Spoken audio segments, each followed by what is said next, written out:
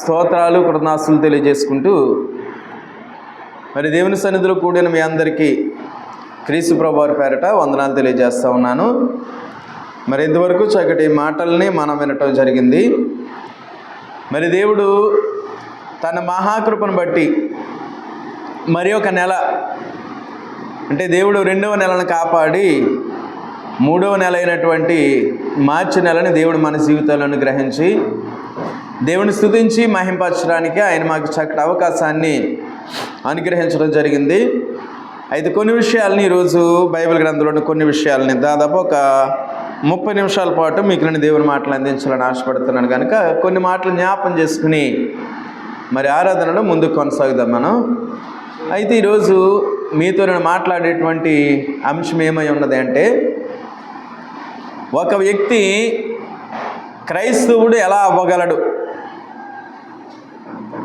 ఏంటంట, ఒక వ్యక్తి క్రైస్తవుడిగా ఎలా కాగలడు అనేటువంటి విషయాలను బట్టి కొన్ని విషయాలు మీకు జ్ఞాపం చేస్తాను. మరి లోకంలో ఉన్నటువంటి ఒక వ్యక్తి దేవుని కుమారుడిగా స్వీకరించబడటం ఎలా అనేటువంటి విషయాల్ని ఆలోచన చేద్దాం. మరి ఈ లోకంలో లోక సంబంధులు ఉన్నారు, అదేవిధంగా దేవుని సంబంధులు ఉన్నారు. ముందుగా ఒక మాట, యోహాను రాసిన మొదటి పత్రిక 5:19 ఒక మాట కనపడుతుంది. మనందరము దేవుని సంబంధులమనియు లోకమంతయు దుష్టుని అందున్నదనియు ఎరుగుదు అనేటువంటి మాట యోహాను రాసిన మొదటి పత్రిక 5:19 మనం చూడగలం. కాబట్టి మనందరము కూడా దేవుని సంబంధులు అంటే ఎలా దేవుని సంబంధులం అయ్యాం? మనం దేవుని చిత్తానుసారంగా మనం దేవుని సంబంధులం అయ్యామంటే ఎవరి పిల్లలుగా లెక్కించబడుతున్నాము అంటే దేవుని పిల్లలుగా. అంటే దేవుని పిల్లలంటేనే ఎవరు గుర్తుకొస్తారంటే క్రైస్తవులు అనబడే వారిని అందరూ కూడా ఏమని చెప్పుకుంటున్నారు అంటే దేవుని పిల్లలు. మరి లోకంలో ఉన్నటువంటి ఒక వ్యక్తి దేవుని కుమారుడిగా అవడం ఎలా అంటే క్రైస్తవుడిగా అవటం ఎలా అనేటువంటి విషయాల గురించి కొన్ని విషయాలు జ్ఞాపం చేస్తాను. ఒక 5 అంశాలు ఉన్నాయి. 5 అంశాలు కూడా మీకు జ్ఞాపం చేస్తే నేను ముగిస్తాను. చూద్దాం. ఒక వ్యక్తి, లోకంలో ఉన్నటువంటి వ్యక్తి, దేవుడిని ఎరగనటువంటి వ్యక్తి దేవుని కుమారుడిగా ఏ విధంగా స్వీకరించబడతాడు అనేటువంటి అంశాలను జ్ఞాపం చేసుకుంటే, మొట్టమొదటిగా వినటం. 5 అంశాలు ఏంటంటే, మొట్టమొదటి వినాలి, 2వది విశ్వసించాలి, 3వది మారుమనసు పొందాలి, 4వది ఒప్పుకోవాలి, 5వ విషయానికి వస్తులోకి బాప్తిస్మం పొందాలి. లోకంలో ఉన్న ఒక వ్యక్తి 5 కార్యక్రమాలని అధిగమిస్తే క్రైస్తవుడు అవుతాడు. లోకంలో ఉన్న వారందరూ క్రైస్తవులా అంటే క్రైస్తవులు కాదు. అలాగని క్రైస్తవులు అందరూ మతస్థులా అంటే దీనికి బైబిల్ గ్రంథం ఎక్కడా ఒప్పుకోవట్లేదు. క్రైస్తవ్యం అనేది ఒక మార్గం మాత్రమే. గతం నుంచి నేను చెప్పుకుంటూ వస్తూ ఉన్నాను, క్రైస్తవ్యం అంటే మతం కాదు. యేసుప్రభువు వారు మాట్లాడుతున్నారు. యోహాను సువార్త 14:6 చెప్పుకొచ్చారు ఆయన, నేనే మార్గము, నేనే సత్యము, నేనే జీవము, నా ద్వారా తప్ప ఎవరు పరలోకం రావడానికి ఎవరికి కూడా అవకాశం అనేది లేదు అని యేసుప్రభువు వారు జ్ఞాపకం చేస్తారంటే, యేసుప్రభువు వారికి మించినటువంటి బోధల్ని, వాటి కల్పిత బోధనలు మనం చేయడానికి అవకాశం లేదు. ఆయన మతం అని ఎక్కడ చెప్పలేదు. ఇది నేను మతాన్ని బోధిస్తున్నానని చెప్పలేదు, నేను మత గురువునని చెప్పలేదు. ఆయన మార్గాన్ని బోధించడానికి పరలోకం నుండి ఈ లోకానికి ఆయన రావటం జరిగింది. కాబట్టి క్రైస్తవ్యం అంటే మార్గమే తప్ప మతం మాత్రం కాదనే విషయాన్ని క్రైస్తవులు అందరూ గుర్తెరగాలి. కాబట్టి ఆలోచించండి, ఒక వ్యక్తి క్రైస్తవుడు అవ్వాలి అంటే ఏం చేయాలని ఆలోచన చేసినట్లయితే మొట్టమొదట వినాలి. ఏంటి 5 విషయాలు మళ్ళీ చెప్తున్నా, జ్ఞాపకం చేసుకోనండి. మొట్టమొదటి వినాలి, విశ్వసించాలి, మారుమనసు పొందాలి, ఒప్పుకోవాలి, 5వదిగా బాప్తిస్మం పొందాలి. ఈ 5 కార్యక్రమాలు అయిన తర్వాత ఆ వ్యక్తి క్రైస్తవుడు అవుతున్నాడు. అంతవరకు క్రైస్తవులు కాదు. దేవుని సన్నిధికి బైబిల్ గ్రంథం పట్టుకుని వచ్చినంతకాలం మనం క్రైస్తవులను నెక్కించబడడానికి ఎక్కడ అవకాశం లేదు. నువ్వెంతో విశ్వాసంగా ఉంటున్నావు, మంచిదే. మంచిగా పాటలు పాడుతున్నావు, మంచిగా ప్రార్థన చేస్తున్నావు, మంచిగా సంఘంలో పరిచయం చేస్తున్నావు, మంచిదే. కానీ దేవుని కుమారుడు కుమార్తె అయ్యే అర్హత నీకు ఇంకా రాలేదు. కుమారుడికి దేవుని పిల్లలు అవ్వడానికి అర్హతలు ఇవి. కాబట్టి మొట్టమొదటి ఏం చేయాలంటే వినాలి. ఏం వినాలి? లోకంలో మనం ఏం వినాలి? లోకంలో జనాలు అందరూ కూడా రకరకాల విషయాలు వింటారు. వినుటకు వేగిరి పడాలనే విషయం బైబిల్ గ్రంథంలో కనపడుతున్నాం. వినుటకు వేగిరి పడాలంట. ఏం వినాలి చూద్దాం. వాక్యాన్ని ఆలోచన చేసినట్లయితే రోమిలికి రాసిన పత్రిక 10వ అధ్యాయము 17వ వచనాన్ని ఆలోచన చేద్దాం. చూడండి, రోమిలికి రాసిన పత్రిక 10వ అధ్యాయము 17వ వచనంలో చూసినట్లయితే, కాగా వినుట వలన విశ్వాసము కలుగును, వినుట క్రీస్తును గూర్చిన మాట వలన కలుగును. ఈ లోకంలో రకరకాలు మనం వినేటువంటి విషయాలు వినేస్తూ ఉంటాం, వినకూడని విషయాలను కూడా వింటూనే ఉంటామంట. కాబట్టి ఏం వినాలని ఆలోచన చేసినట్లయితే దేవుడు చెప్తూ ఉన్నారు ఇక్కడ, కాగా వినుట వలన విశ్వాసం కలుగుతుంది. ఏం వినాలో చెప్తున్నారైనా. ఎవరిని గూర్చిన మాటలు వినాలి? మనందరం కూడా క్రీస్తును గూర్చినటువంటి మాటలు వినాలి. క్రీస్తును గూర్చిన మాటలు ఎక్కడున్నాయి మరి? క్రీస్తుని గూర్చిన మాటలు మనం మొదటి కాలపు క్రైస్తవులం కాదు. మరి ఆయన గురించి వినడానికి, ఆయన గురించి చూడడానికి మనకైతే అవకాశం లేదు. ఆ కాలంలో మొదటి శతాబ్దం వారైతే యేసు ప్రభువుని చూశారు, ఆయనతో మాట్లాడారు అనేకులు, ఆయనతో స్వస్థత పొందుకున్నవారు ఉన్నారు, ఆయన ద్వారా ఎన్నో మేలు పొందుకున్నవారు కూడా ఉన్నారు. అయితే మనం మొదటి శతాబ్దపు క్రైస్తవులం కాదు కనుక మనకు ఆయన జ్ఞాపం చేస్తున్నాడు. ఏ మాటలు వినాలంటే క్రీస్తును గూర్చినటువంటి మాటల్ని వినాలి. ఎక్కడ మాటలంటే బైబిల్ గ్రంథంలోనే. మనందరికీ తెలిసిన క్రొత్త నిబంధన గ్రంథంలో దాదాపు సువార్తలన్నింటిలో కూడా ఎక్కువ శాతం ఎవరి మాటలు కనపడతాయి మనకి అంటే యేసుక్రీస్తు ప్రభు వారి యొక్క మాటలే మనకి కనపడుతూ ఉంటాయి. అయితే యేసుక్రీస్తు ప్రభువుని గురించి ఏం వినాలి మనం? మత్తయి సువార్త 1:21 వచనంలో మనందరికీ తెలిసిన వచనమే కదా ఇది. 21వ వచనం, ఆమె యొక్క కుమారుని కంటుంది, ఆయన తన ప్రజలను వారి పాపం నుండి ఆయనే రక్షిస్తాడు కనుక ఆయనకి యేసు అనేటువంటి పేరు పెడతారనేటువంటి వచనం కనపడుతుంది. అదేవిధంగా లూకా సువార్త 2:11 వచనంలో లోకమంతటికీ కలగబోయే మహా సంతోషకరమైన సువర్తమానమని చెబుతూ, దావీదు పట్టణమందు నేడు రక్షకుడు మీ కొరకు పుట్టి ఉన్నాడు, ఈయన ప్రభువైన క్రీస్తు అనేటువంటి మాటలు కనపడతాయి. అదేవిధంగా తిమోతికి రాసిన అపోస్తలుడైన పౌలు తిమోతికి రాసిన మొదటి పత్రిక 1:15 వచనం కనపడుతుంది కదా, పాపులను రక్షించుటకు క్రీస్తు యేసు లోకమునకు వచ్చిన మాట నమ్మదగినదియు పూర్ణాంగీకారమునకు యోగ్యమైనది అయి ఉన్నదనేటువంటి మాటలు కనపడుతున్నాయి. ఇంకా అనేకమైన విషయాలు ప్రభువుని గురించి కనపడతాయి, అంటే క్రీస్తుని గురించినటువంటి మాటలు కనపడతాయి. కాబట్టి ఎవరిని గూర్చిన మాటలు వినాలంటే క్రీస్తుని గూర్చినటువంటి మాటలను మనం వినాలంట. ఇప్పుడు దేవుని కుమారుడిగా, దేవుని కుమార్తెగా స్వీకరించబడాలంటే మొట్టమొదటి చేయాల్సింది ఏంటంటే క్రీస్తుని గూర్చిన మాటలను వినేవారంగా ఉండాలి. మీరు ఎలా క్రైస్తవులు అయ్యారమ్మా అని అడిగితే కొందరు కొన్ని రకాల కారణాలు చెప్తూ ఉంటారు. అయ్యా, మా ఇంట్లో శోధన తప్పించాడు దేవుడు, మా ఇంట్లో స్వస్థత జరిగింది, మా ఇంట్లో లేదా మా కుమారుడికి కానీ మా కుమార్తెకి కానీ వివాహం జరిగింది, లేదా దేవుడు మా పిల్లలకి మా కుమారుడికి చక్కటి బిడ్డలను ఇచ్చాడు. ఈ ఎన్నెన్నో రకాల కారణాలు చెప్తారు. ఎందుకు విన్నావమ్మా, ఎందుకు దేవుని సందుకు వచ్చి, ఎందుకు క్రైస్తవులు అయ్యామా అని అడిగితే రకరకాల కారణాలు చెప్తారు. అవేవి కాదండి. నువ్వు క్రీస్తు ప్రభువుని నమ్మాలి అంటే ముందు ఆయన గురించి వినాలి. ఆయన గురించి విన్న తర్వాత ఆయన ఎవరు నీకు అర్థమవుతుంది. ఎవరు నేను చెప్పిన వచనాలను బట్టి యేసు ప్రభువు ఎవరంటే లోకరక్షకుడు. ఎంతోమందిని గురించి ఉంటామండి. రాజకీయ నాయకుల గురించి కావచ్చు, లేకపోతే వేరు వేరే అధికారం కలిగిన వారిని గురించి కావచ్చు, యాక్టర్ల గురించి కావచ్చు, డాక్టర్ల గురించి కావచ్చు, కలెక్టర్ల గురించి కావచ్చు, ఎవరెవరో గురించి అనేకమైనటువంటి విషయాలు వినొచ్చు. కానీ నువ్వు ప్రాముఖ్యంగా వినాల్సింది ఎవరి మాటలంటే ఎవరిని గురించి వినాలి అంటే క్రీస్తు ప్రభువుని గురించి వినాలి. ఆయన గురించి ఎందుకు వినాలి మరి మనం? ఆయన గురించే వినాల్సిన అవసరం ఏంటి మనకి? చూపించాను కదా వచనాల్లో. ఆయన లోకాన్ని రక్షించడానికి పరలోకం నుంచి ఈ లోకానికి వచ్చినటువంటి లోకరక్షకుడు. కాబట్టి నువ్వెవరి మాటలు వినాలంటే క్రీస్తు ప్రభువుని గూర్చిన మాటలు వినాలంట. మొట్టమొదటి అంశం అది. యేసుక్రీస్తుని గూర్చిన మాటలు నీవు వినాలంట.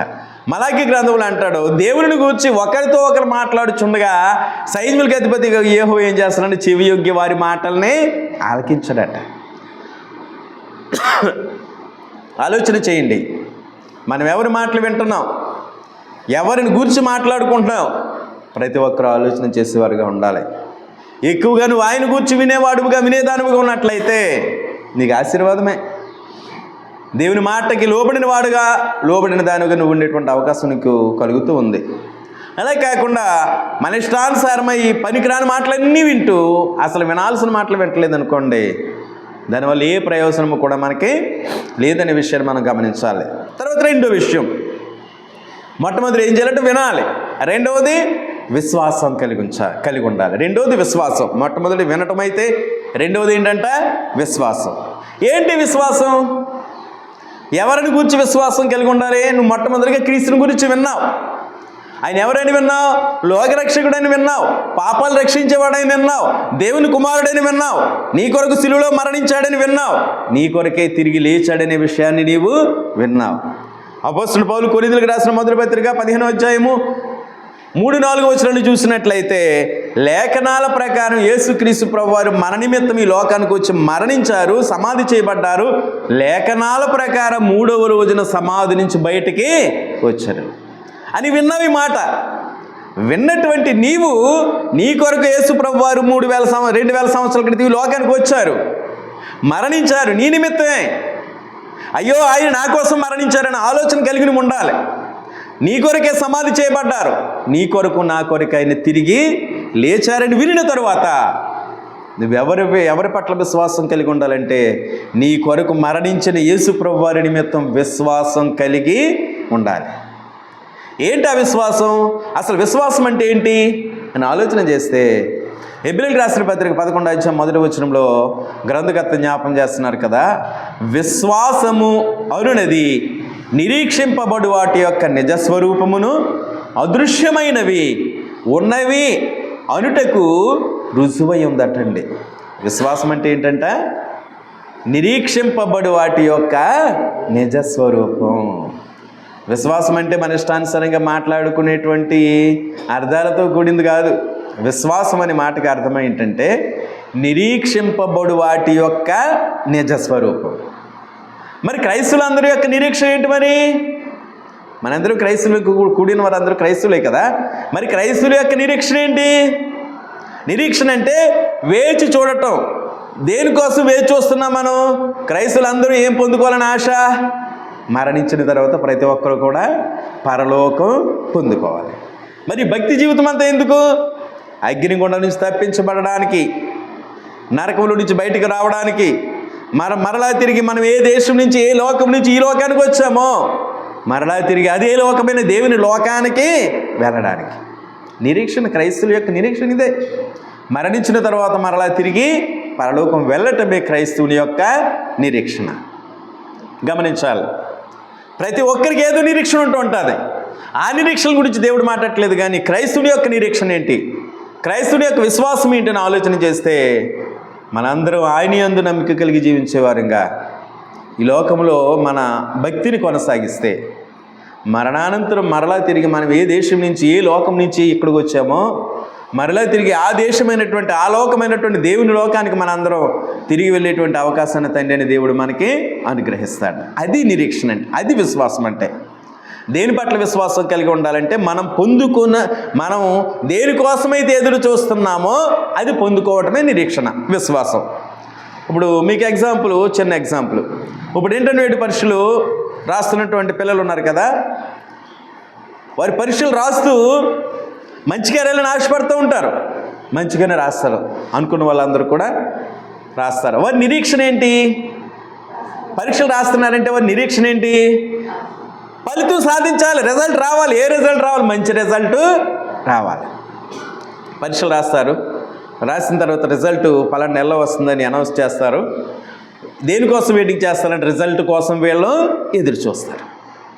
ఆ రిజల్ట్లో వీరు ఏదైతే అనుకుని పరీక్షలు రాసి ఎదురు చూస్తున్నారో, నేను ఈ క్లాసులో పాస్ అవుతాను, ఆ క్లాసులో పాస్ అవుతాను, ఏదో ఒక గోల్ ఉంటుంది వాళ్ళకి. పాస్ అయిన తర్వాత వారు అనుకున్నట్లే రిజల్ట్ వచ్చిందనుకోండి, వారు నిరీక్షించిన నిరీక్షణకి ప్రతిఫలం దొరికినట్ట దొరకనట్ట? దొరికింది కదా.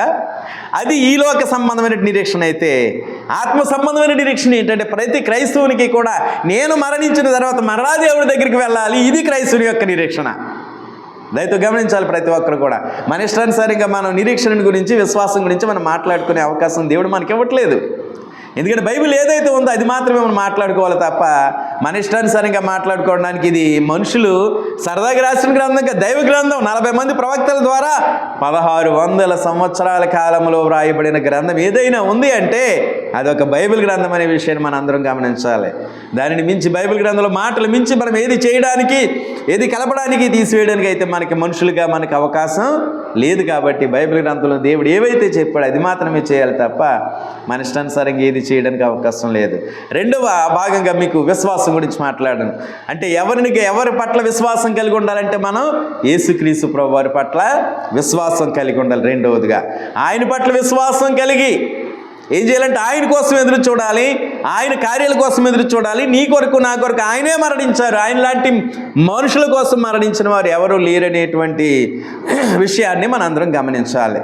క్రీస్తులు లేని వారు గమనించి ఎవరి పట్ల విశ్వాసం కలిగి ఉండాలంటే క్రీస్తు ప్రభు వారి పట్ల విశ్వాసం కలిగి ఉండాలి. రెండవ అంశం ఇది. మూడో అంశానికి వస్తువులకి వినాలి, విశ్వసించాలి. మూడవది మారు మనసు పొందాలి. విన్నవారు ఏం చేయాలంటే విశ్వాసం కలిగి ఉండాలి. మూడవది ఏం చేయాలంటే విశ్వాసం కలిగిన వారు మారు మనసు పొందాలి. మూడో అంశానికి వచ్చాను. మూడవది మారు మనసు పొందాలి. ఈ మారు మనసుని గురించి ఒక్క మాట లూకా సువార్త 15వ అధ్యాయం 7వ వచనంలో ప్రభువారే మాట్లాడుతున్నారు. చూడండి, అక్కడ ఒక మాట అక్కడ ఏం చెప్పబడుతుందంటే, అటువలే మారు మనసు అక్కరలేని 99 నీతిమంతుల విషయమై కలుగు సంతోషం కంటే మారు మనసు పొందు ఒక్క పాపి విషయమై పరలోకములో ఎంతో సంతోషము కలుగును అనేటువంటి మాట కనబడుతుంది. లూకా సువార్త 15వ అధ్యాయంలో ఉపమానాలు కనబడతాయి. తప్పిపోయిన చిన్న కుమారుడు, తప్పిపోయిన నాణ్యం, తప్పిపోయిన గొర్రెపిల్ల, ఈ 3 ఉపమానాలు కనపడతాయి ఇక్కడ. ఆ విషయాల్లో 15వ అధ్యాయంలో ప్రభువారు మాట్లాడుతున్నారు. ఉపమానాలు మాట్లాడిన ఆయనే అటువలే మారు మనసు అక్కర్లేని 99 నీతిమంతుల విషయమై కలుగు సంతోషం కంటే మారు మనసు పొందేటువంటి ఒక్క పాపి విషయమై పరలోకంలో ఎంతో సంతోషం కలుగుతుందనే విషయాన్ని యేసు ప్రభువారు జ్ఞాపం చేస్తున్నారు. ఏంటి మారు మనసు అంటే ఏంటి? అదేవిధంగా అపోస్తలుల కార్యాల గ్రంథం 2వ అధ్యాయం 38వ వచనంలో కూడా పేతురు గారు పెంతెకోస్తు పండుగ రోజున మాట్లాడుతున్నట్టు సందర్భం. 2వ అధ్యాయము అపోస్తలుల కార్యాలు 38వ వచనం పేతురు గారు మాట్లాడుతున్నారు కదా, అక్కడ మీరు మారు మనసు పొంది పాప క్షమాపణ నిమిత్తం ప్రతి ఒక్కడు యేసు క్రీస్తు నామమున బాప్తిసం పొందుడి, అప్పుడు మీరు పరిశుద్ధాత్మ అనేటువంటి వరాన్ని పొందుకుంటారనే విషయాన్ని పేతురు గారు అక్కడ పెంతెకోస్తు పండుగ రోజున మరి యూదులతో మాట్లాడుతున్నట్లుగా మనం చూడగలం 2వ అధ్యాయంలో. కాబట్టి మారు మనసు ఏంటి? మారు మనసు అపోస్తలుల కార్యాల గ్రంథం 16వ అధ్యాయంలో చూసినట్లయితే లూదియా అపోస్తలుడు పౌలు గారు చెప్పిన మాటలు వింది. తూతేరా పట్టణస్థురాలైనటువంటి ఊదా రంగు అమ్ముకునేటువంటి ఒక స్త్రీ అనబడేటువంటి ఒక లూదియా ఎవరి మాటలు విందంటే అపోస్తలుడు పౌలు గారు చెప్పినటువంటి మాటలు విన్నది. విన్నటువంటి ఆమె హృదయాన్ని ఎవరు తెరిచారంటే ప్రభువారు తెరిచారటండి. అప్పటి వరకు దేవుని గురించి విని ఉండదేమో. పౌలు గారు చెప్పినటువంటి ప్రతి మాటని గమనించింది. ప్రభువు ఆమె యొక్క హృదయాన్ని తెరిచారట. ఆమె హృదయం ఏమొచ్చిందట? మార్పు అనేది వచ్చింది. మారు మనసు లేకుండా బాప్తిసం ఇవ్వడానికి అవకాశం లేదు. నువ్వు మారు మనసు కలిగి ఉంటేనే బాప్తిసం ఇవ్వాలి. బాప్తిసం పొందిన తర్వాత మారు మనసు కాదు. మారు మనసు అంటే నీ పాత జీవితాన్ని మార్చుకోవాలి. నీ జీవితంలో మార్పు అనేది రావాలి. అందుకని అపోస్తలుడు పౌలు కొరింథీయులకు రాసిన 2వ పత్రిక 5వ అధ్యాయం 17వ వచనంలో జ్ఞాపం చేస్తాడు కదా, కాగా ఎవడైనను క్రీస్తునందున్న ఎడల వాడు నూతన సృష్టి, పాతవు గతించును, సమస్తమును క్రొత్తవైన అంటాడు. అంటే క్రీస్తులోకి రావడం అంటే నీ జీవితంలో మార్పు రావాలి. అంతవరకు నువ్వు దొంగతనం చేస్తున్నావేమో, దాన్ని మార్చుకోవాలి. అబద్ధాలు ఆడుతూ ఉన్నావేమో, వాటిని ప్రక్కన పెట్టాలి. లేదా ఇంకా ఎన్నో కార్యక్రమాలు, లోక సంబంధమైన కార్యక్రమాలు ఎన్నెన్నో ఉన్నాయి. వాటిని అన్నిటినీ చేస్తూ నువ్వు బాప్తిసం పొందడం వల్ల ఏ విధమైన ప్రయోజనం లేదు. నువ్వు మారు మనసు పొంది అప్పుడు యేసు ప్రభువారిని లోకరక్షకుడిగా అంగీకరించడానికి అవకాశం ఉంది. మారు మనసు అంటే నీ పాత జీవితాన్ని పాతి పెట్టాలి. నీ పాత జీవితపు ఆలోచనలో మార్పు రావాలి. మారు మనసు అంటే ఇది కొత్తది కాదు. ఉన్న జీవితం, అప్పటి వరకు నువ్వు జీవించేటువంటి జీవితం భయంకరమైన జీవితం అయితే జీవితంలో మార్పు తెచ్చుకోవాలి. నేను చెప్పాను కదా, ఇప్పుడు నీ స్థితిలో అటువంటి లక్షణాలు ఉన్నట్లయితే వాటన్నిటిని ప్రక్కన పెట్టి నేను ప్రభువారి యొక్క మాటలు విన్నాను కనుక విశ్వాసం కలిగి ఉన్నాను కనుక నేను మారు మనసు కలిగి జీవించాలి, నా మనసులో నేను మార్పు తెచ్చుకుని జీవించాలని మంచి ఆలోచన కలిగి బైబిల్ గ్రంథం ఏమైతే చెబుతా ఉందో క్రొత్త నిబంధన గ్రంథంలో ఆ విషయాల్ని ఆలోచన చేసి నీ జీవితంలో మార్పు తెచ్చుకుని దేవుని సన్నిధికి వచ్చి క్రీస్తు ప్రభువుని అంగీకరించడానికి సిద్ధపడాలి తప్ప మారు మనసు పొందకుండా ఎవరు బాప్తిసం పొందడానికి అవకాశం అనేది బైబిల్ గ్రంథం ఇవ్వట్లేదు. అయ్యో నేను బాప్తిసం పొందిన తర్వాత మారుతానండి, అది కష్టం. బాప్తిసం పొందక ముందే నీలో మార్పు వస్తే అది ఆయన దేవునికి ఇష్టకరమైనటువంటి జీవితం. అంతే తప్ప నీ ఇష్టానుసారంగా ఏదో దేవుని దాసుడు బాప్తిసం పొందమన్నారు కదా అనేసి దేవుని దాసుని బట్టి బాప్తిసం పొందడానికి అవకాశం లేదు. నీ జీవితాన్ని మార్చుకోమని ప్రతి దేవుని దాసుడు హెచ్చరిక చేస్తూ ఉంటాడు. ఎందుకంటే పాపపు జీవితంలోని పరిశుద్ధమైన జీవితంలోకి రావాలి అనేది దేవుని ఉద్దేశం కనుక ఆ దేవుని ఉద్దేశాన్ని తెలియజేసేది ఎవరైనా ఉన్నారంటే వారి దేవుని సేవకులు అనే విషయాన్ని ప్రతి ఒక్కరు గమనించాలి. దేవుని సేవకుడు అంటే అందరి మంచి కోరేవారే తప్ప ఎవరిని శపించడానికి కానీ ఇబ్బంది పెట్టడానికి కూడా దేవుని దాసుడికి అవకాశం ఉండదు. కాబట్టి దేవుని దాసుడు అందరి మంచి కోరేటువంటి ప్రార్థన చేస్తూ ఉంటాడు. దేవుని దాసుడు అందరి మంచిగా ఉండాలనే ఆలోచన కలిగి ఉంటాడు. అందరూ మంచిగా ఉన్నారంటే దేవుని దాసుడికి దానికి మించిన ఆనందం అనేది ఉండదు. సంఘంలో ప్రతి ఒక్కరు కూడా ఇటువంటి లక్షణాలు కలిగి జీవించినట్లయితే అట్టి వారికి పరలోకంలో స్థానం ఉంటుందనే విషయం బైబిల్ గ్రంథమే మనకు తేటగా తెలియజేస్తుంది. ఏటి మారు మనసు అంటే మనసులో మార్పు అనేది రావాలి. పాత జీవితం మారాలి, నీ జీవితం క్రొత్తగా మారాలి. అంటే క్రొత్తగా అంటే లేని పొరుగు చేయమంటలేదు. ఉన్నటువంటి పాత చెడ్డ అలవాట్లన్నీ కూడా ప్రక్కన పెట్టేసి ఆయనకి ఇష్టకరమైనటువంటి అలవాట్లు కలిగి జీవించేవారుగా, అటువంటి లక్షణాలు కలిగి జీవించేవారుగా ఉండాలి. పిలిపిలికి రాసిన పత్రిక 2:5 చక్కటి మాటలు మనం చూడవచ్చు. 2:2-8 చక్కటి మన ప్రభువుని గురించి మాట్లాడుతూ ఒక్క మాట మనం జ్ఞాపం చేసుకుంటే క్రీస్తు యేసుకు కలిగిన మనసు మీరును కలిగి ఉండండి అనే మాట మనకు అక్కడ కనపడుతుంది. ఎవరి మనసు కలిగి ఉండాలటండి? మనం క్రీస్తు ప్రభు వారి యొక్క మనస్సు కలిగిన వారిగా ఉండాలి. ఆ మనసు మనం ధరించుకున్నట్లయితే, ఆ మనసు కలిగిన వారమైతే ఆయనకి ఇష్టానుసారమైన మనసు మనలోనికి వస్తుంది. ఆ మనసు కలిగి మనం దేవుని ఆరాధించే వారిగా జీవించాలి. ఇది మారు మనసు అయితే. వీటి గురించి వివరించాలి అంటే గంటల తరబడి సమయం పడుతుంది. కానీ నేను కొద్ది సమయంలోనే 5 విషయాల గురించి మీకు బోధించాలని ఆశపడుతూ ఈ మాటలు మీకు జ్ఞాపకం చేస్తూ ఉన్నాను. ఇంకా 3వ విషయాన్ని మీకు జ్ఞాపకం చేస్తాను. మొట్టమొదటిది వినాలి, 2వది విశ్వసించాలి, 3వది మారు మనసు పొందాలి, 4వ దశలోకి ఒప్పుకోవాలి. 4వ అంశమస్తులోకి ఒప్పుకోవాలంట. ఏంటి ఒప్పుకోవడం? ఎవరిని గురించి ఒప్పుకోవాలి, ఎప్పుడు ఒప్పుకోవాలి, ఎందుకు ఒప్పుకోవాలి అని ఆలోచన చేసినట్లయితే బైబిల్ గ్రంథమే చాలా తేటగా మనకి తెలియజేస్తుంది. ఒకసారి మత్తయి సువార్త 10:32 ప్రభువే జ్ఞాపం చేస్తారు కదా. 10:32 జ్ఞాపం చేస్తే చూడండి, అక్కడ చెప్తున్న మాట అది. మనుషులు ఎదుట నన్ను ఒప్పుకొని వాడెవడో పరలోకమందున్నటువంటి నా తండ్రి ఎదుట నేనును వానిని ఒప్పుకొందును. మనుషులు ఎదుట ఎవడు నన్ను ఎరుగనను వానిని పరలోకమందున్న నా తండ్రి ఎదుట నేనును ఎరుగనందున. చాలు, యేసు ప్రభువే మాట్లాడారండి మాట. ఏమని చెప్పారంటే, మనుషులు ఎదుట ఎవరైతే నన్ను ఒప్పుకుంటారో నేను కూడా పరలోకంలో నా తండ్రి అని దేవుని ఎదుట నేను కూడా ఏం చేస్తాను, వారిని ఒప్పుకుంటాను. మనుషులు ఎదుట ఎవరైతే నన్ను యేసుప్రభు ఎవరో నాకు తెలియదని అంటూ ఉన్నారో పరలోకంలో కూడా వీరెవరో నాకు తెలియదని నేను అంటాను. నేను యేసుప్రభు 2000 సంవత్సరాల క్రితం చెప్పబడిన మాటలు బైబిల్ గ్రంథంలో లిఖించబడి మన చేతిలో పెట్టబడ్డాయి. వీటిని అర్థం చేసుకుని కూడా యేసుప్రభు వారు ఎవరో తెలియదు అన్నాం అనుకోండి, ఆయన ఎవరో మనకు తెలియదు అనిపించుకునే స్థితి మనకు వచ్చేది. అందుకే కదా మత్తయి సువార్త 7:7 ప్రభువునే మాట్లాడారు కదా, ప్రభు నన్ను పిలిచి ప్రతి వారు పరలోక రాజ్యం ప్రవేశించరు కానీ పరలోకమందున నా తండ్రి చేత ప్రకారం చేయువారే ప్రవేశించనని మాట ప్రభువునే జ్ఞాపం చేస్తారు కదా. అక్కడ 21 నుంచి 24 వచనాల్లో చూసిన మాటలు చాలా భయంకరంగా కనపడతాయి. అయ్యో, నీ నామంలో దెయ్యాలు వెళ్ళగొట్టాం, ప్రవచించాం, అద్భుతాలు చేశాం కదయ్యా, అదేంటి మమ్మల్ని ఎరగనన్ను నువ్వు అని ప్రభువుని అడిగే పరిస్థితి ఒకరోజు వస్తుందట. అయితే ప్రభువారు అంటున్నారు కదా, అక్రమం చేయవాళ్ళారా మీరెవరో నాకు తెలియదు. అంటే వీరందరూ ఎవరిని ఒప్పుకోవట్లేదన్నమాట, యేసుక్రీస్తు ప్రభువారిని ఒప్పుకోవట్లేదు.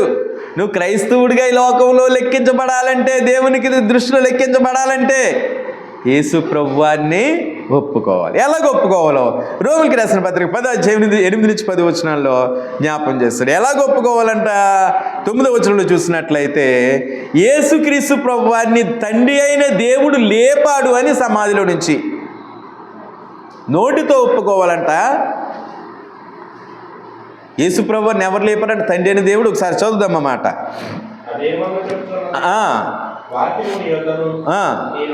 నీ నోటను ఉన్నది, నీ హృదయంలోనూ ఉన్నది. చూడండి, అది మేము ప్రకటించినటువంటి విశ్వాసవాక్యమే. అదేమిటంటే యేసు, చూడండి, యేసు ప్రభు కలిపి చదవకూడదు. ఇక్కడ చాలా మంది కలిపి చదువుతారు, కలిపి కదా చదవాలి. యేసు ఎవరైనా ఒప్పుకోవాలటండి, ప్రభువని ఒప్పుకోవాలి. నీ నోటితో ఒప్పుకొని దేవుడు మృతులలో నుండి ఆయనను లేపినని నీ హృదయమందు విశ్వసించిన ఎడల నీవు రక్షింపబడుదువు. అనగా నీతి కలిగినట్లు మనుషుడు హృదయంలో విశ్వసించును, రక్షణ కలిగినట్లు నోటితో ఒప్పుకొను. రక్షణ కలిగినట్లు నోటితో ఒప్పుకొను. చూసారు ఈ అంశాలని? బైబిల్ గ్రంథంలో ప్రతి అంశాన్ని మనం అర్థం చేసుకున్నట్లయితే అమూల్యమైన విషయాల్ని మనం గమనించగలం. ఏదేదో మన ఇష్టానుసారంగా మనం మాట్లాడుకున్నట్లయితే అవకాశం లేదు. ఇక్కడ చూసినట్లయితే రోమిలికి రాసిన పత్రికలో చెప్పిన ఈ మాటల్ని ఆలోచన చేసినట్లయితే యేసు ప్రభు వారిని తండ్రి అని దేవుడు సమాధి నుంచి లేపడని మనం నమ్మాలి, హృదయంలో విశ్వసించాలి. అంతేకాకుండా రక్షణ కలుగునట్లు ఆయన దేవుని కుమారుడైన మన నోటితో ఒప్పుకోవాలట. రక్షణ క్రైస్తవునికి కావాల్సింది ఏంటంటే రక్షణ. దేని నుంచి రక్షణ? పాపాల నుండి రక్షణ. పాపం నుంచి విమోచించబడి పరలోకం చేరాలి అంటే ఈ లోకంలో మనకి రక్షణ అనే భాగ్యం కావాలి. ఆ రక్షణ మార్గంలో ఉన్నవారందరూ ధన్యులే. ఆ రక్షణ మార్గాన్ని కాపాడుకునే వారందరూ కూడా ధన్యులే. ఆ రక్షణ మార్గంలోకి వచ్చిన మనందరం కూడా ధన్యులుగా లెక్కించబడ్డాం. ఎందుకంటే 33వ కీర్తన 12వ వచనంలో యెహోవా తమకు దేవుడుగా గల జనులందరూ ధన్యులు అనేటువంటి మాట కనబడుతుంది. అంటే మనకి ఎవరు దేవుడని ఒప్పుకున్నాం? మనం యెహోవా దేవుడే మనకి తండ్రి అని దేవుడని ఒప్పుకున్నాం. యేసు ప్రభువారే మన రక్షకుడని ఒప్పుకున్నాం. కనుక దేవుడు మనల్ని ధన్యులుగా లెక్కించారు. కాబట్టి ఎలా ఒప్పుకోవాలి ప్రభువారిని అంటే యేసు ప్రభువారు మన పాపాల నిమిత్తాన్ని మరణించారని నోటితో ఒప్పుకోవాలంట. హృదయంలో విశ్వసించాలి. రక్షింపబడడానికి నోటితోనే ఒప్పుకోవాలి. ఏమని ఒప్పుకోవాలి? ఆయన దేవుని కుమారుడు. యేసు ప్రభువు ఎవరి కుమారుడు అండి? దేవుని కుమారుడు. ఆయన ఎందుకు ఈ లోకానికి వచ్చారు? మనల్ని రక్షించడానికి ఆయన ఈ లోకానికి వచ్చారు అనేటువంటి మాటల్ని మనం రక్షించబడడానికి, విశ్వాసంలో కొనసాగడానికి నోటితో ఒప్పుకోవాలి, హృదయంలో విశ్వసించాలి. రక్షింపబడడానికి యేసు ప్రభువు నోటితోనే ఒప్పుకోవాలి. ఆయన ఎవరో మనకి తెలియదని అంటున్నాం అనుకోండి. చూసాం కదా మత్తయి సువార్తలో 10:32 చూసిన విధంగా మనం ఆయన తెలియదు అనుకుంటే, తెలియదని మనం ఈ లోకంలో మాట్లాడుతుంటే ఆయన కూడా ఏదో ఒక రోజున అంటారంట, మీరెవరో నాకు తెలియదు అంటారంట. మీరెవరో నాకు తెలియదు అన్నట్లయితే అటువంటి వారి పరిస్థితి ఏంటంటే నరకాగ్ని గుండమేమో. ఆలోచన చేయండి. కాబట్టి మీకు చెప్తున్నటువంటి ఒక వ్యక్తి క్రైస్తవుడిగా జీవించాలి అంటే, క్రైస్తవుడు కావాలి అంటే ఏం చేయాలనే అంశంలో మీకు 4 అంశాలు మీకు జ్ఞాపం చేస్తాను. మరలా జ్ఞాపం చేస్తాను. మొట్టమొదటి అంశం వచ్చేసి వినాలి, రెండవది వచ్చేసి విశ్వాసం కలిగి జీవించాలి, మూడవది మారుమనసు పొందాలి, నాలుగవది ఒప్పుకోవాలి. ఎవరిని ఒప్పుకోవాలి? యేసుక్రీస్తు ప్రభువారిని ఒప్పుకోవాలి. ఇంకా 5వ అంశానికి వచ్చి బాప్తిస్మం. ఇది చాలా వచనాలు బైబిల్ గ్రంథంలో ఉన్నప్పటికీ అన్ని వచనాలు చూపించడానికి ఇప్పుడు సమయం సరిపోవట్లేదు కనుక కొన్ని విషయాలు మీకు జ్ఞాపం చేస్తున్నాను. ఇన్ని చేసిన తర్వాత చివరిగా 5వ అంశం ఏంటంటే బాప్తిసం పొందాలి. నువ్వు విన్నావు ప్రభువాని గురించి, విశ్వాసం కలిగి ఉంటున్నావు, అదేవిధంగా మారు మనసు వచ్చింది, నీలో మారు మనసు కలిగి జీవిస్తున్నావు, అదేవిధంగా ప్రభువాన్ని ఒప్పుకున్నావు. ఇవన్నీ జరిగిన తర్వాత నీవెక్కడికి వెళ్ళాలంటే నీటి దగ్గరికి వెళ్ళాలి. అపోస్తలుల కార్యాల గ్రంథం 8వ అధ్యాయం 26 నుండి 40 వచనాలను పరిశీలన చేసినట్లయితే, అదేవిధంగా మత్తయి సువార్త 3వ అధ్యాయము 13 నుంచి 17 వచనాలను చూసినట్లయితే, మత్తయి సువార్త 3వ అధ్యాయంలో యేసు ప్రభు వారికే బాప్తిసం ఇచ్చే యోహాను బాప్తిసం ఇచ్చారు. యేసు ప్రభు వారు కూడా బాప్తిసం పొందాల్సి వచ్చింది. అయితే ఆయన పాపాల క్షమాపణతో బాప్తిసం పొందలేదు. నీతి యావత్తు ఇలా జరగాలి అని ఒక మాదిరి చూపించి యేసు ప్రభు వారు బాప్తిసం ఇచ్చే యోహాను గారి దగ్గర బాప్తిస్మం పొందారు. ఒకసారి మత్తయి సువార్త 3వ అధ్యాయం 17 వచనం మాత్రం చదువుదాం. అపోస్తలుల కార్యాలంతా చదవడం సమయం లేదు కానీ 3వ అధ్యాయం 16, 17 వచనాలు ఆ 2 వచనాలు ఒకసారి చదవండి. మనకు తగ్గి ఉన్నది ఉత్తరం ఇచ్చాను. యేసు ప్రభు వారు బాప్తిసం పొందిన వెంటనే నీళ్ళ నుండి ఒడ్డునకు వచ్చెను. ఇదిగో ఆకాశం తెరవబడుటయు దేవుని ఆత్మ పావురము వలె దిగి ఆయన మీదకు వచ్చుటయు చూచెను. మరియు ఇదిగో ఈయనే నా ప్రియ కుమారుడు, ఈయనందు నేను ఆనందించుతున్నానని ఒక శబ్దము ఆకాశము నుండి వచ్చింది. ఆలోచన చేయండి. యేసుప్రభు వారు కూడా ఏం పొందారంట? బాప్తిసం పొందాల్సి వచ్చింది. ఎందుకు ఈ బాప్తిసం అంటే మాదిరి చూపించారు. నీతి యావత్తు ఆయన చేసి చూపించారు. యోహాను గారు అడిగారు, అయ్యా నేను నీతి చేత బాప్తిసం పొందాలి కదా, కానీ నీవు నా దగ్గరికి బాప్తిసం పొందడానికి వచ్చావు ఏంటయ్యా? ఈ బాప్తిసం ఇచ్చే యోహాను యేసుప్రభు వారిని అడిగినప్పుడు, యోహాను ఇప్పటికి ఈ విధంగా కానీ నీతి యావత్తు ఇలాగ చేయటం మనకు తగి ఉన్నదని చెప్పినప్పుడు యోహాను గారి దగ్గర యేసు ప్రభు వారు బాప్తిసం పొందారంట. బాప్తిసం పొందడానికి ఎక్కడికి వెళ్ళారు? ఆయన నీళ్ళలోనికి వెళ్ళారు. బాప్తిసం ఎక్కడ పొందాలి? నీటిలో పొందాలి. నీటిలోనే ముంచబడాలి. ముంచబడడం ద్వారానే నువ్వు రక్షణలోకి వస్తావు. అపోస్తలుల కార్యాల గ్రంథం 8వ అధ్యాయము 26 నుంచి 40 వచనాలు దేవుని మీరు అవకాశం ఉంటే ఇంటికి వెళ్ళి చదవండి. 8వ అధ్యాయం 26 నుంచి 40 వచనాలు బాప్తిసం సందర్భాలు బైబిల్ గ్రంథంలో చాలా ఉన్నాయి. అన్ని విషయాలను జ్ఞాపకం చేయట్లేదు. ముఖ్యమైన విషయాన్ని అపోస్తలుల కార్యాల గ్రంథం 8వ అధ్యాయం 26 నుంచి 40 వచనాల్లో నపుంసకునికి ఫిలిప్పు అనేటువంటి ఆయన బాప్తిసం ఇస్తాడు. నపుంసకునికి ఫిలిప్పు అనేటువంటి ఆయన దేవుని మాటలను బోధించారు. యేసు ప్రభువు వారు మన నిమిత్తం ఈ లోకానికి వచ్చారు. బొచ్చు కత్తిరించి వాని దగ్గర గొర్రె ఏ విధంగా అయితే మౌనంగా ఉంటుందో ఆ విధంగా యేసుక్రీస్తు ప్రభు వారు సిలువ మరణం చెందారు. ఆయనని సిలువ వేసే వారి దగ్గర మౌనంగా ఉన్నారే తప్ప ఏ మాట తిరిగి చెప్పలేదనే విషయాల్ని, యెషయా గ్రంథంలోని విషయాల్ని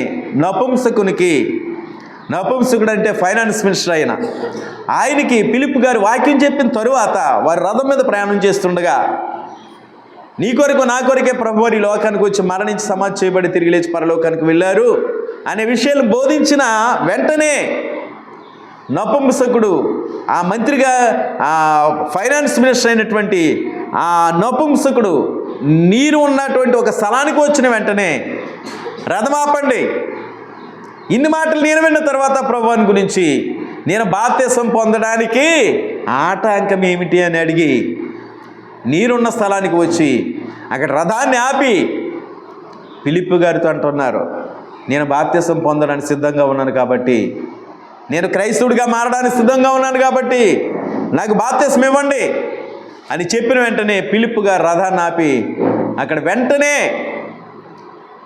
నపుంసకునికి బాప్తిసం ఇచ్చినట్లుగా చూడగలం. కాబట్టి వారు కూడా ఎక్కడికి వెళ్ళారు? బాప్తిసం పొందడానికి నీటిలోనికి వెళ్ళారు. మీరందరూ కూడా దాదాపు బాప్తిసం పొందిన వారే కదా.